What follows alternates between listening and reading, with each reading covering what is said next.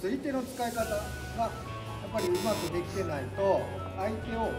引き手で引くっていうよりも釣り手で自分の方向に寄せるっていうような手の使い方をしてあげると相手を崩すことができる。でこの釣り手がうまく引きつけてないで自分の体だけ寄ってしまう。これだと